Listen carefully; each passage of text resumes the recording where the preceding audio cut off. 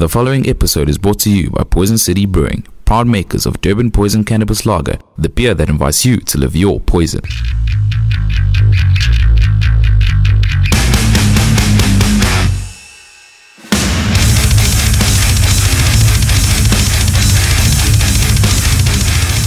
Going, guys, you got myself and ICP is one day. I'm backing you with another episode of Sludge Underground podcast, and as always, I'm never alone. I'm gonna let the star player Marcel Smuts, dude, introduce yourself, and you can take the interview from there, man.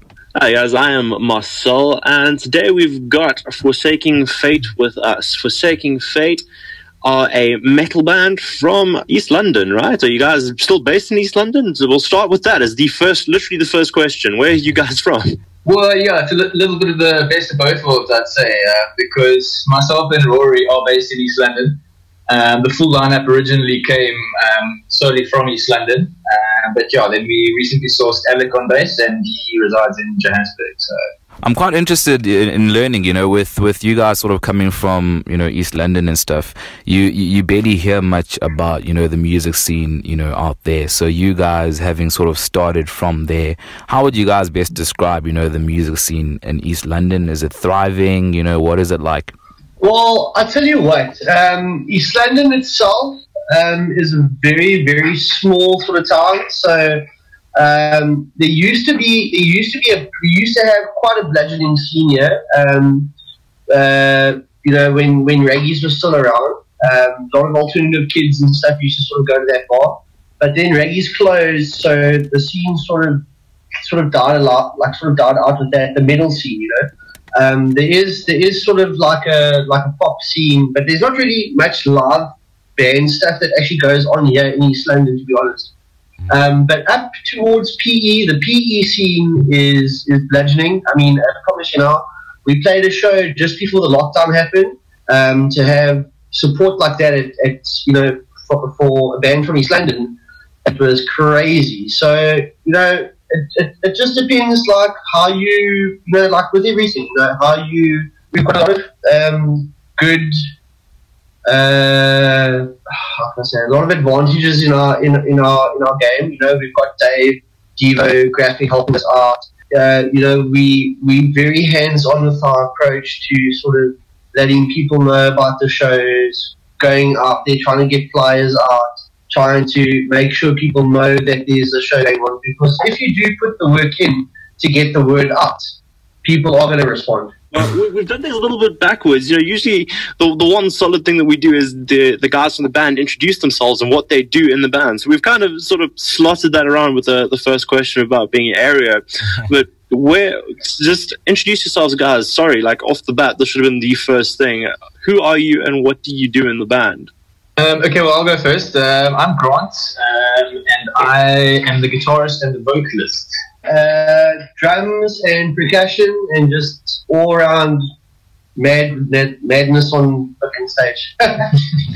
Yeah, and I'm Alec. I'm the bassist, and I dabble in some backing vocals live. That is solid, guys. It's very nice to meet you and to know who does what in the band. Another question that I had, just bouncing off of what you said there, bro, in the beginning about working with David, how has that whole experience been? We've had a whole lot of the bands that he's associated with coming through to the show in the past few weeks. So I just want to know how that working relationship is. We all know he's a Superman. He's got so many bands that he's working with, and he's just, he's really good at what he does. So with you guys working with him, how has that whole experience sort of been with you guys? How would you say it has sort of helped you guys, move forward with the band?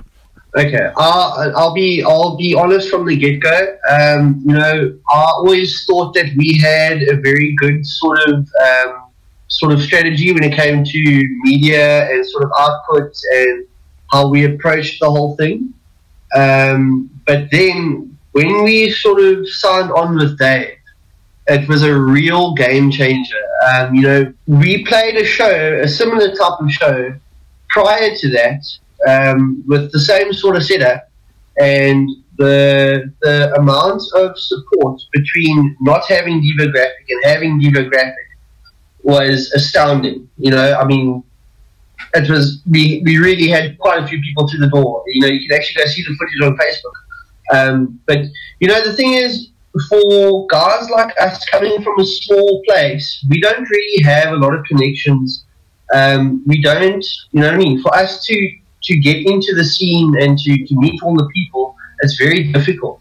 So, you know, I don't know, maybe he does it with all of his bands, but, you know, he's got a very personal approach to it. You know, you feel like he's really concerned about, not really so much about just pushing the band from a standpoint of, like, him getting work done, but you feel like he's personally invested in your project. You know, music, bands, it's an art form, and it's a very personal expression. You know, so it's really refreshing, and it's also, you know, he almost takes on like a bit of a father figure. So it's comforting. He's a really great oak, and I'll be honest with you right now. You know, if you're doing the music scene in South Africa, you should seriously consider Devo Graphic. I mean, let me just put this in perspective for you. We are a little band from the tip of Africa, like from the smallest town ever, literally. And with our very first EP release, you know, we got onto Metal Hammer. Now, I will be honest with you, we would never have had the channels by ourselves to have even considered such a what am I looking for? But it's like momentous, you know, it's a momentous achievement for such a small little outfit, you know what I mean? No, you really have shed a lot of light on that relationship, bro, and it really we have a better understanding here. For real. Yeah. He's next level. Yeah, 100%. So get yourself a Dave. That's the get yourself a Dave. Yeah, that's. I want to go a bit now. Speaking about your EP and what, I want to go a bit more into your music. Now, you guys are a 3-piece, and I was listening to your song "The End of Existence," and that is one hell of a massive, like, tight sounding song. How do you guys get such a massive sound out of just three guys? Like, you know, metal guys always generally have, you know, your two guitarists, and, you know, the bands get a bit bigger. But for a 3-piece, the sound that's coming out of you guys, it is impressive. Like, walk us through that a bit. Yeah, to be quite honest, I mean, I'm not 100% sure. I mean, we kind of just do what we do, but I think some of it sort of stem from, you know, Rory and I have jammed, you know, with each other for a fair amount of time, you know, and we've always kind of done what we do sort of live, you know what I mean? So we've always, you know, members have come and gone over the years, you know, and we've always kind of needed to maintain that solid sort of element, you know, even just when we practice, you know, just to keep it enjoyable. So yeah, I think just years of, you know, going for a sound that we're trying to go for, and yeah, hopefully, you know, I just want to add to that quickly. You know, the thing is, he's actually being very modest, but Grant is definitely the architect of Forsaking Fate as you see it now. You know, he, like I say, he plays himself down. He's very modest about it. But at the end of the day, you know, like if you have to look at the way that Grant is going to approach a song, he's gonna think about quality. Okay, like when I say quality, is it something that he would listen to, you know? Is it going to be banging ass? Because, you know, you don't want to be going in, like we said, you don't want to be going playing live shows and not having that critical mass explosion of energy. But still, you have to control it. And that's the third thing. Grant has got an amazing level of control. But, you know, the thing is, you'll get to know that the longer you start to see us around and you spend time with Grant. You're like me, I'm a firecracker, I'm all over the place. But Grant is like, the Grant and Alec actually are like the more considerate, thoughtful class. Well, like, taking that into account, considering that he is playing guitar and doing vocals, like, he's not doing simple things on, you know, either one. It's very, very impressive, I'm not going to lie. No, thank you, man. I really do appreciate that. But yeah, you know, as I say, I think it comes down to the fact, you know, mainly for me. I mean, obviously, what Roy said, thought process and all that, absolutely. But you know, aside from that, whatever we've done, every song we've written, you know, we've kind of focused on trying to achieve that sound live. You know, so yeah, I think just basically through practicing that and and constantly aiming for that sound in our heads, you know, type of thing. So yeah. Yeah, and I really just want to get, you know, from Alec, bro, your side, man, you know, playing with, you know, Grant and Rory, man, you know, how's that whole experience been for you, and what have you sort of learned from both of them? Yeah, so the history is actually I joined them for their Wacken Battle final sort of show. Yeah. And I got roped in like a week before. So I had 7 days to learn 4 songs that are really fast. Yeah, it's certainly forced me to up my game, which is cool. What I can also say about like the sound of the EP is I think we were lucky enough to be able to work with like what I consider the best producer in South Africa when it comes to metal, Alan Perkis. And just a shout out to him because that guy really knows his stuff. And I do a ton of music and I always use Alan. And I think that's basically, he got our sound without having to like watch us. He just like immediately intuitively understood us. So I think in terms of that, he's matched our live sound so well. I'm going to add to something quickly with Alec for us as well. You know, Alec brings a little bit of a different dimension because he is very experienced in, look here, we're experienced players, but he is experienced in terms of like the business side. And you know, the three of us working together is one huge compliment because, I don't know, there's, you know, like when you're on stage, that experience counts. Yeah, that makes a lot of sense, bro. And something that you guys, it's touching on something that you guys, I think, mentioned earlier on. I think, Grant, it was you that might have mentioned that you got your brother-in-law. Is Rory your brother-in-law? Is that what you said? Did I hear you correctly? Yeah.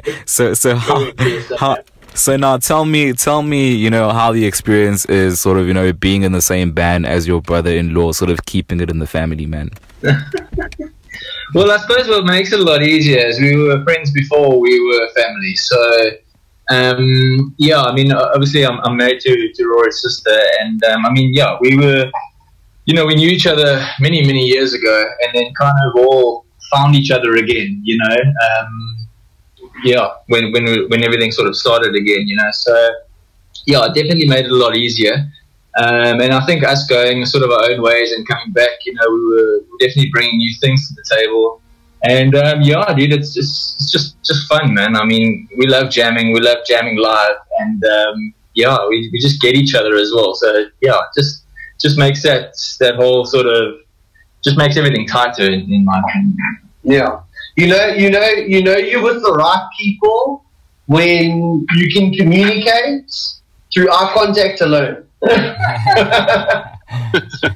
I'm just trying to imagine the dynamic of the brother-in-law trying to, you know, be borrowed from the wife. You know, it's, or, you know, like vice versa. I've worded that completely wrong, but you know where I'm going with this.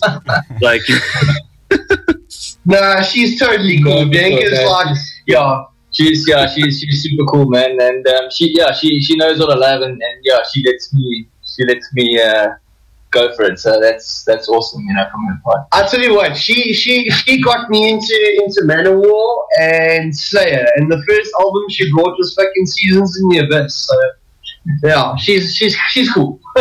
You know, if it wasn't for her, I'd probably be playing drums. You know, just bouncing off of that there now, you know, is it sort of like a general consensus basically with all your families? Like, are they all as sort of easygoing about you guys being in your, you know, in such a successful band? Obviously, it requires a lot of work and a lot of efforts and a lot of time. So is this something that is just, you know, a general thing where, you know, all your family members are like super chill with you guys doing what you guys do?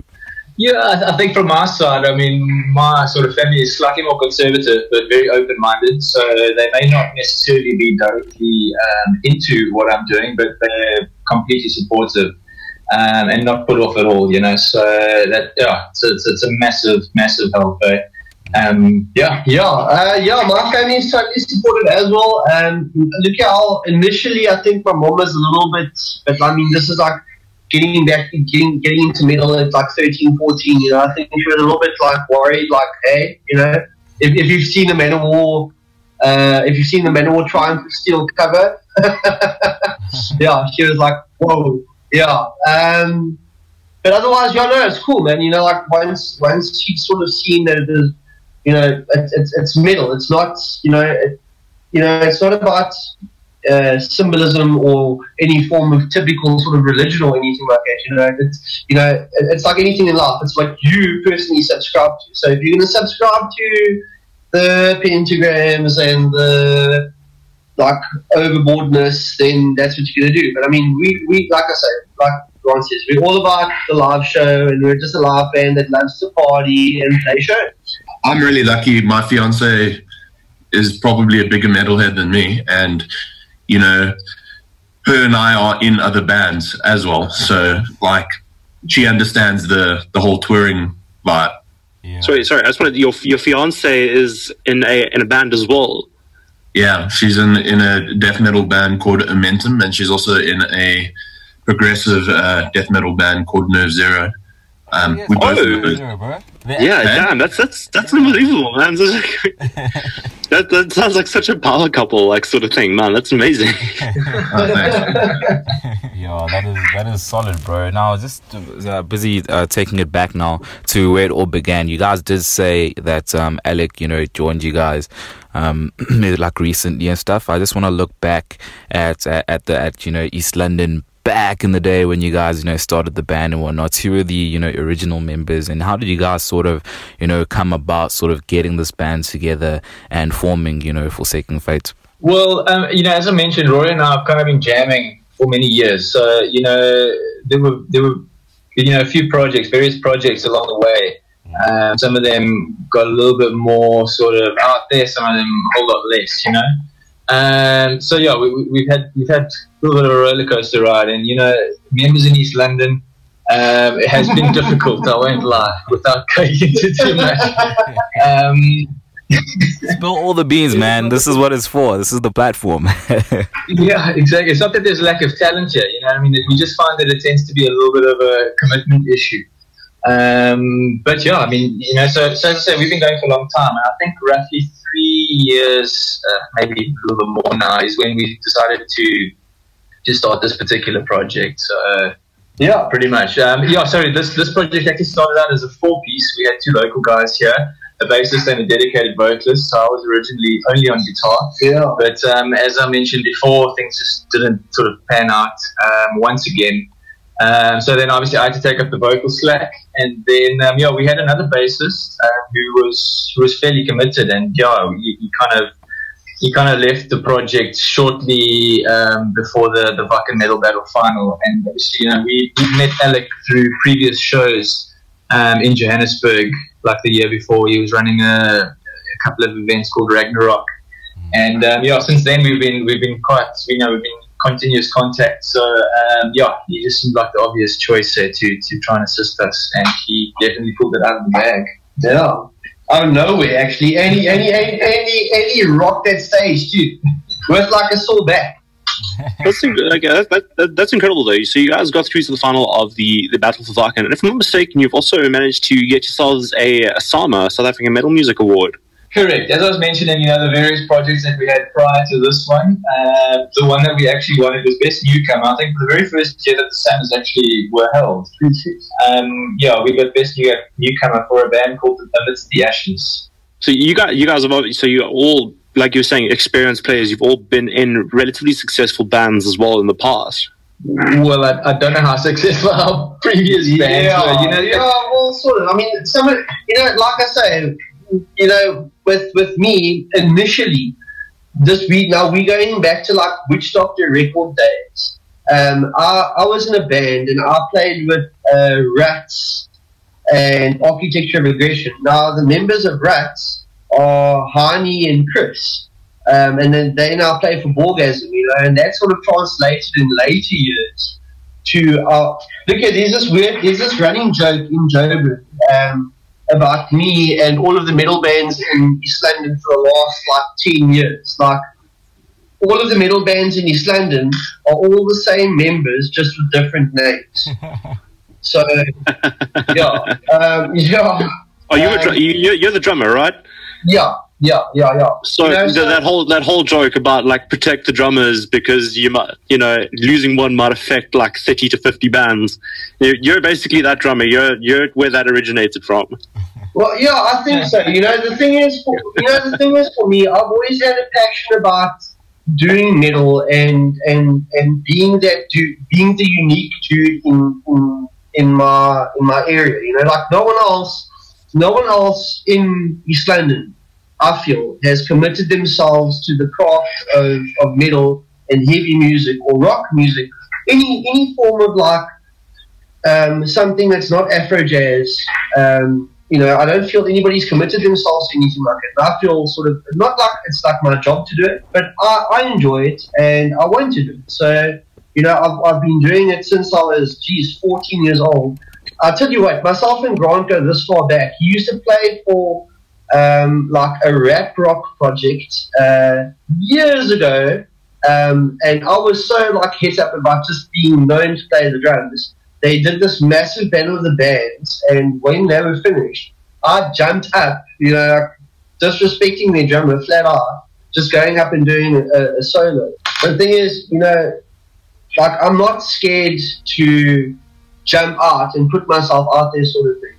But yeah, the thing is with us, we've basically been the same band for a lot of years, and I think this now is the final sort of form of what we were always trying to achieve, going through those sort of different motions and stuff, And also age plays a big factor as well. I mean, there's a huge difference between approaching something in your 20s and approaching something in your 30s. So. Definitely, dude. And just going back on something that, that's usually what's basically one of the first things that usually comes up is the name. Where does this name sort of, come from? What's the meaning behind it? Forsaking Fate. Basically, the thing is, Forsaking Fate, it's this sort of mentality.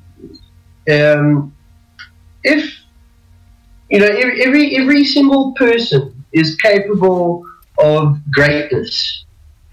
The thing is that where Forsaking Fate comes in, like say for instance, you were born into a bad situation, abusive things or substance abuse.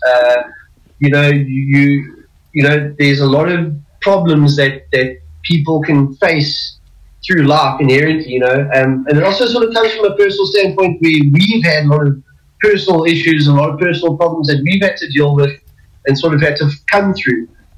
So Forsaking Fate is basically the idea of, you are in control of what the end of the story actually is. There will be times where you're on top and there will be times where you're at the bottom.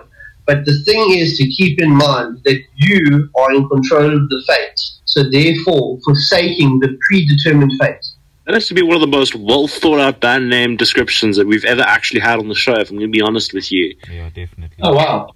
Like that is, there's a lot of meaning behind that, and that's actually that's fantastic. It's like I think a lot of the guys come up with a band name. It's like, cool, we need a name. Throw things at a wall, go with what sticks, and that's. Yeah, we've been there ourselves. Yeah. And just from what you said there, Rory, dude, it's really interesting. Is this something that we can sort of also? Is it something that sort of ties in with maybe your lyrical content in terms of what you write about, Grant, on your side, bro? Being the vocalist and the guitarist? Yeah, I'd say absolutely. I think the vocal content is kind of like, it's very real. So it focuses kind of on what's happening in the world now, but from a little bit of a fictitious point of view. So yeah, absolutely. Yeah, no, that's fantastic. And I had a question on the tip of my tongue and my brain just died. I'm so sorry. It's all good. Just sort of going on with it as well. You guys, I'm not sure if you guys did say you relocated. You guys aren't exactly in East London now, right? No.